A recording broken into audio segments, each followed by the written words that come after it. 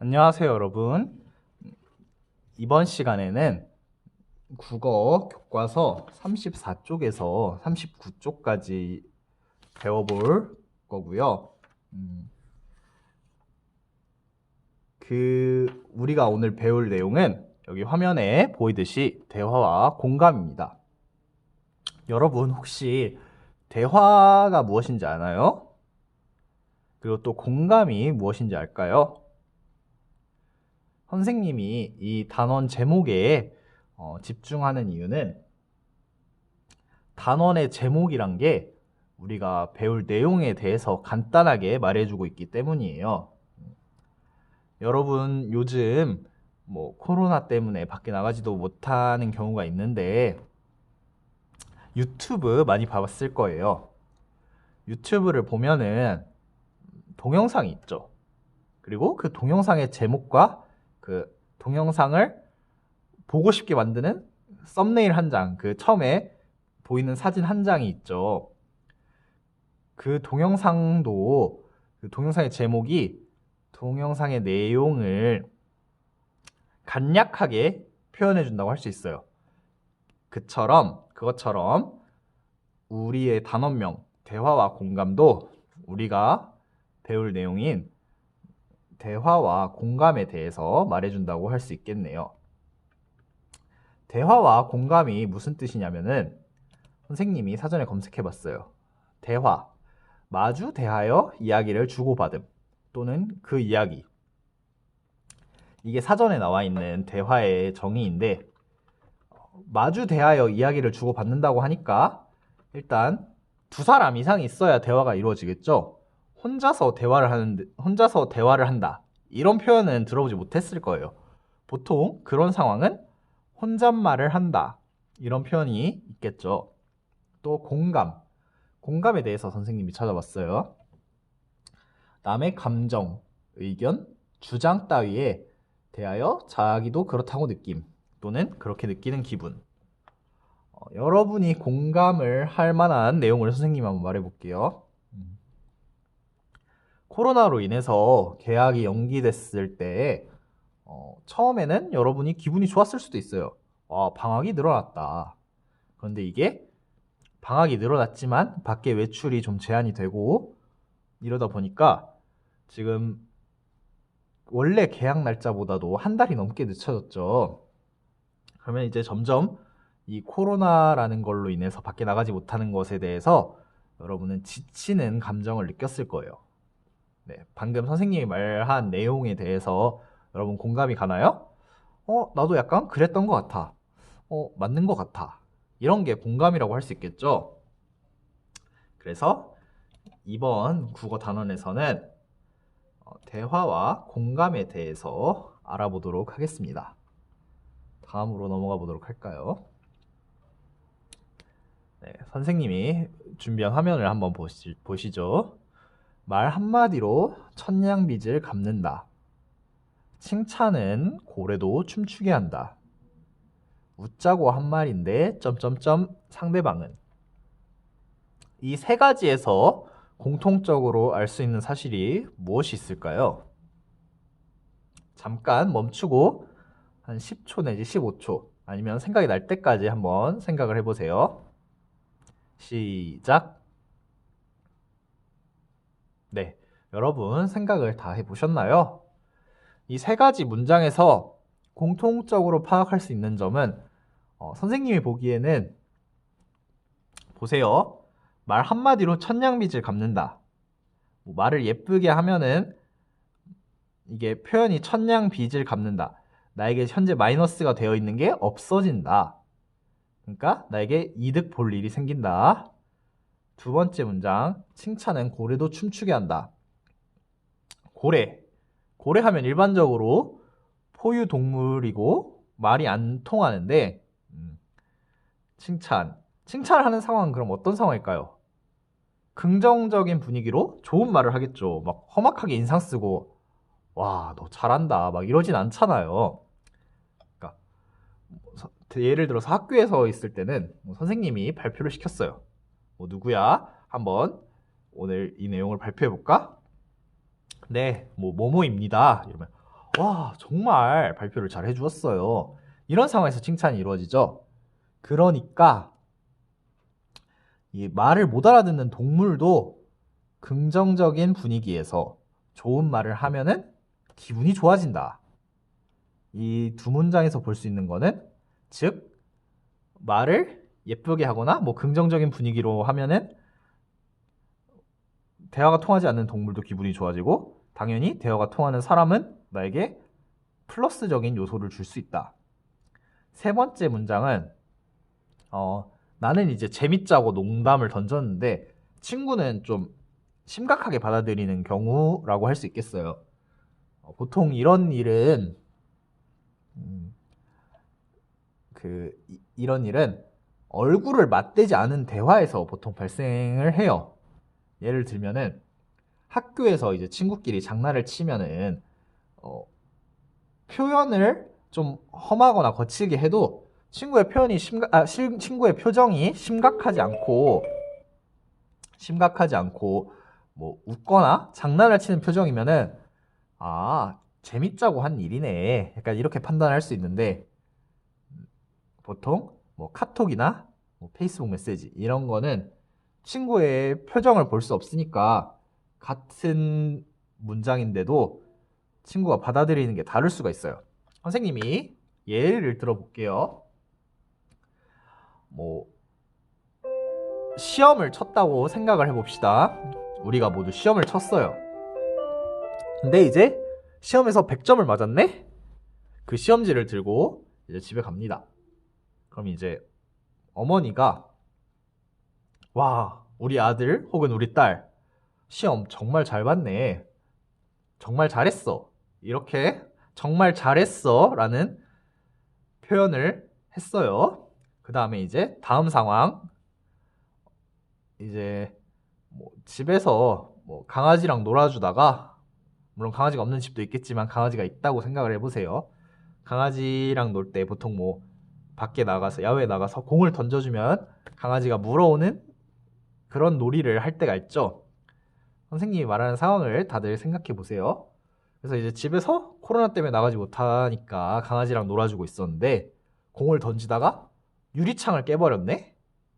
그랬더니 또 어머니가 하시는 말씀이 참 잘했어요, 이렇게 표현을 했어요. 참 잘한다. 정확히는 이러겠죠. 그러면은 아까 첫 번째 상황, 시험지를 100점을 맞고 나왔을 때 뭐 참 잘했어요? 참 잘했다.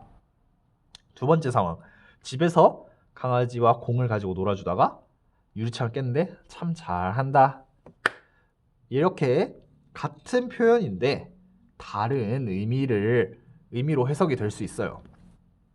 여기서 선생님이 하고자 하는 말은 대화의 특성이 이 세 문장에 반영이 되어 있었는데, 첫 번째, 선생님이 아까도 말했죠. 사람과 사람이 말이 통하는데 말을 예쁘게 하니까 나에게 플러스적인 요소를 상대방이 주었다. 두 번째, 대화가 통하지 않은 동물도 긍정적인 분위기와 말을 예쁘게 하면은 기분이 좋아진다. 세 번째, 같은 표현 아니면 뭐 웃자고 한 말인데 상대가 받아들이는 게 다를 수 있는 이유는, 선생님이 방금 말했던 시험지 100점을 맞았던 상황, 또 집에서 공을 가지고 놀다가 유리창을 깼던 상황을 생각해 보면은 대화의 특성을 여러분들이 생각해 볼 수 있다고 생각해요. 다음으로 넘어가 볼까요? 말이나 행동을 할 때 상대의 처지를 헤아려야 하는 까닭은, 네, 왜 이런 상대방의 처지를 헤아려야 할까요? 잠깐 멈추고 또 한번 생각해 보도록 하겠습니다. 시작. 네, 생각 다 해보았나요? 말이나 행동을 할 때 상대의 처지를 헤아려야 하는 까닭은, 구체적으로 예를 들면은 선생님의 예시예요. 친구가 뭐 예를 들어서 계속 시험 얘기를 해서 선생님이 좀 그렇지만 한번 시험 얘기를 해볼게요. 뭐 100점을 맞던 친구가 뭐 95점을 맞았다고 쳐봅시다. 맨날 100점을 맞던 친구가 95점을 맞았으니까 이제 또 친한 친구가 가가지고, 아, 그래도 95점이면 잘했네. 100점은 못 맞았지만 그래도 뭐 이번 시험이 어려웠으니까 긍정적으로 생각해보자. 이렇게 말을 할 수 있고요. 또 같은 친구인데 다음 시험에는 갑자기 75점을 맞았어요. 75점을 맞았는데 75점을 맞았는데 그 또 같은 친구가 가서 아, 이번 시험 어려웠잖아. 75점이면 잘 맞았네. 아까랑 지금이랑 뭐 같은 맥락의 말이죠. 그런데 친구의 기분이 안 좋았어요. 그 이유는 무엇일까요? 이것도 잠시 생각해보고 말해봅시다. 네, 생각 다 해보았나요? 100점을 맞던 친구가 95점을 맞은 것과 75점을 맞은 것은 차이가 매우 큽니다. 뭐 95점은 뭐 실수 한두 개 했다고 할 수 있는데 이제 75점은 한두 개를 틀린다고 75점이 나오진 않죠. 근데 이 모든 게 원래 100점을 맞던 친구였기 때문에 그 점을 고려해 주어야 하는 거예요. 또 반대의 경우 생각해 봅시다. 이거는 두 가지 상황이 아니라 그냥 한 가지 상황이에요. 뭐 50점이 받던 친구가 뭐 80점을 받았어요. 이럴 때는 뭐 어떤 말을 해도 반응이 좋겠죠. 즉 선생님이 하고 싶은 말은 상대방의 처지를 헤아려야 하는 까닭. 아까 대화라는 게 말을 주고받는다. 그래서 혼자서는 대화가 이루어질 수 없기 때문에 대화는 무조건 상대방이 있다라고 선생님이 말을 했을 거예요. 대화는 이처럼 혼자서 하는 게 아니라 서로 이야기를 주고받는 거다 보니까 상대방의 감정에 많이 좌우되는 경우가 있어요. 다시 한번 위로 돌아가 봅시다. 말 한마디로 천냥빚을 갚는다. 대화. 둘이서 얘기를 하는데 말을 예쁘게 하니까 그 반응이 좋은 거예요. 칭찬은 고래도 춤추게 한다. 이것 역시 둘이서 뭐 대화가 고래랑은 안 되지만 둘이서 있는데 말을 좋게 하니까 반응이 좋은 거예요. 그렇기 때문에 말이나 행동을 할 때 상대방의 기분을 고려해야 되기 때문에 상대의 처지를 헤아려야 합니다. 네, 여기 밑에 참고 영상 있으니까 이것들을 참고하면은 선생님의 말이 좀 더 이해하기 쉬울 거예요. 다음으로 넘어가 보도록 하겠습니다. 여러분 36쪽 한번 펼쳐보도록 하겠습니다. 36쪽의 그림 테일이랑 소희가 있네요. 선생님이 대신 한번 읽어보도록 할게요. 어제 왜 화가 났다고 했지? 방금 전에 이야기했는데. 자, 선생님이 미처 얘기를 못했는데 이 얘기를 들으면서 대화의 특성을 생각해 보세요. 1번 이 그림과 대화가 있는 이유는 그림을 보면서 대화의 특성을 생각해 보라고 있는 겁니다. 다시 테일이가 어제 왜 화가 났다고 했지? 하니까 소희가 방금 전에 이야기했는데 그러니까 테일이가 잠깐 딴 생각하느라 잘 못 들었어. 그러니까 이제 소희가 어제 어떤 일이 있었느냐 하면 이제 소희가 어제 있었던 일을 회상하는 장면입니다. 떠올려보는 장면이에요. 뭐 상황을 보니까 친구랑 만나기로 했나 봐요. 소희가 매표소 앞에서 30분이나 지났는데 왜 이렇게 안 오지? 하니까 친구가 헐레벌떡 오면서 미안해. 왜 이렇게 늦었니? 정말 미안해. 부모님의 심부름을 하고 오느라 늦었어. 그래, 다음부터 약속 시간을 잘 지켰으면 좋겠어. 너한테 무슨 일이 생긴 줄 알고 걱정했잖아. 걱정해줘서 고마워, 소희야. 이런 일이 있었어. 그러니까 테일이가 아, 그랬구나. 그럴 땐 나라도 화났을 거야. 또 테일이가 그래도 은주에게 아무 일이 없어서 다행이네. 그러니까 소희가 맞아. 많이 걱정했는데. 잘 들었나요? 그리고 대화의 특성에 대해서 생각을 해보았나요? 그러면 여러분만의 생각을 정리해 보도록 하겠습니다. 잠깐 영상을 멈추고 여러분들이 들었던 생각을 한번 정리해 보세요.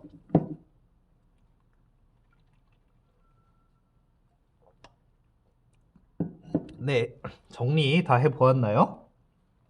그러면 이제 37쪽에 2번, 3번을 풀어볼 건데 선생님이 한번 좀 정리해 보도록 하겠습니다. 우선 1번 그림과 대화에는 테일이, 소희, 은주가 등장합니다. 지금 시점은 테일이랑 소희가 대화를 하는 시점이고 어제 있었던 일은 소희와 은주의 일이에요. 우선 첫 번째 장면, 소희가 방금 전에 이야기했는데 이 점에 한번 집중을 해주시고요. 그러니까 그 다음 장면에서 테일이가 잠깐 딴 생각하느라 잘 못 들었어. 이렇게 못 들은 이유를 말하는 것도 좋지만 우리가 아까 전까지 대화는 두 사람 이상이 이야기를 주고받는 거다 보니까 서로의 감정이 중요하다고 했죠. 근데 첫 번째 장면에서 소희가 말을 했는데 테일이가 잘 못 들었어요. 그래서 소희가 기분이 어떨까요? 기분이 좀 안 좋겠죠? 그럼 이제 테일이처럼 못 들은 이유를 설명하는 것도 좋지만 우선 미안하다고 하는 것도 좋아요. 선생님이 이번 학기 여러분들과 수업을 하면서 가장 강조할 점이 사과를 하는 건데 그 이유는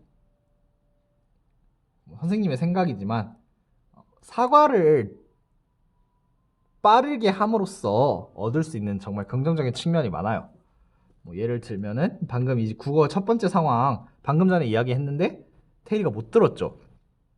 그러면은 소희는 또 같은 말을 해야겠죠. 소희 기분이 좋을까요? 나쁠까요? 별로 좋지 않은 상황이죠.